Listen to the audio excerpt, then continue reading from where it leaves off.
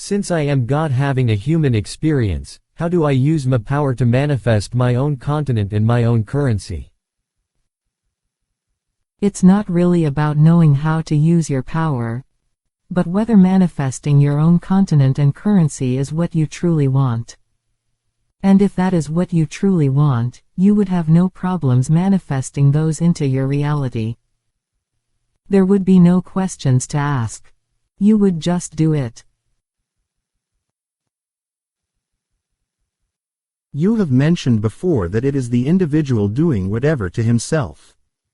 So, does this mean that an innocent bystander who gets hit by a stray bullet that wasn't meant for him, did it to himself? Or let's say a multi-millionaire who has nice cars, travels the world and enjoys the nice things in life. Suddenly he gets randomly killed. I'm thinking, he did it to himself. But it just doesn't make sense. Why would he do such a thing when everything was going right for him? In my honest opinion, I believe some things are the way they are, because of consciousness and how it is. And the other half is things just happening randomly out of nowhere. How you translate events, your experiences and someone else's experiences, is up to you and your understanding of your reality. But yes, everything that you experience, or is happening to you, is always a result of your own doing. For it is you creating every single aspect of your experience and reality. Nothing is ever done by chance, or is anything happening randomly out of nowhere. To not think so is the same as not believing in yourself, and the order of which the universe works. For you are the universe. You are one with consciousness. But let's say there was no order and no unity within creation itself. And if things were happening randomly and out of nowhere, I would probably go hide under a rock for the rest of my life. Or I would try to get the most out of life by taking advantage of everything I could. Or maybe I would become a mobster living a most exciting, dangerous, and extravagant lifestyle. If that is how you feel about life, I suggest you do just that. Go for it. Get the most you can out of life before life gets you. But I'm being serious. On the other hand, you don't have to feel this way about life to live this type of lifestyle. It's just another choice of experience, and there is no wrong with how we choose to go about our lives. Is it true that before birth the soul of the baby can enter the fetus at any time it wishes? Is it also true that it can wait to enter the baby until the baby is 2 years old? And let's say that the soul decides not to come in at all, this would cause crib death, or infant death syndrome, wouldn't it? Or is this merely a belief? To the question regarding the essence, which you refer to as the soul, entering the infant, and may this essence enter within the time frame which encompasses the first 2 years of physical manifestation? The answer is yes.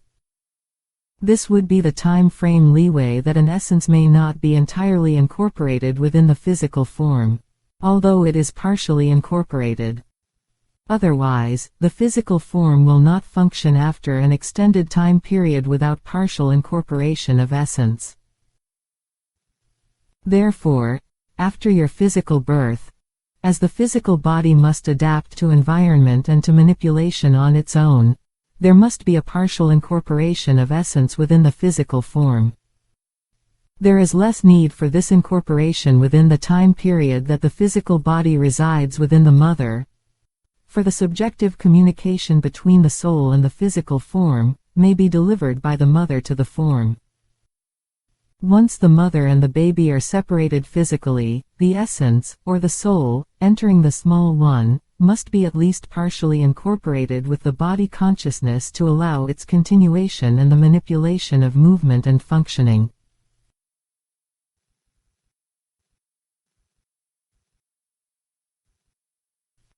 I do sometimes acknowledge my power of all the stuff I have created for myself, But hopefully I can just make peace with myself. Yeah, it's about making peace with oneself. That is, once you get to this realization that it's what it is for you. Otherwise, you continue to experience however you do, and it's fine. There is no need to push anything upon you. When the realization for you to make peace with yourself is there, then it's there for you, and you follow along. What is your stance on Gnosticism? The Demiurge and Archons. I don't want to believe in these, though they do seem to make sense. Although I'm having trouble figuring out how all of that fits into my belief, that we're all God, and that we can manifest anything that we want. The two ideas or beliefs seem to contradict each other. Is it possible to believe in both? Some people, I'm assuming Gnostics, believe that manifesting is creating karmic debt. I definitely believe in manifesting as I've done it before. But now I'm a little afraid because I don't want to come back here, after I'm gone. I know some of your videos say we have free will, and that there is no such thing as karma. But weren't the Gnostics onto something with their beliefs? After all, they were killed for their beliefs, and that says something, don't you think? Yes, it's possible to believe in both, which, of course, would create confusion within the self if both ideas contradict each other. That they believe manifesting is creating karmic debt is their belief. It's not a truth, however. Again, karma in itself is part of a religious belief system. I don't know whether the Gnostics were onto something, but I can tell you that if they expressed what you say they expressed, then they were doing nothing more than expressing belief systems, which in themselves generate limitations in our expressions. That they were killed for their beliefs means nothing whatsoever. Many, including criminals, are killed because of their beliefs or their actions. Does it mean that every one of these people are onto something good? Also, again, no one comes back. An aspect of you may choose to have its own individual experience, but you do not come back.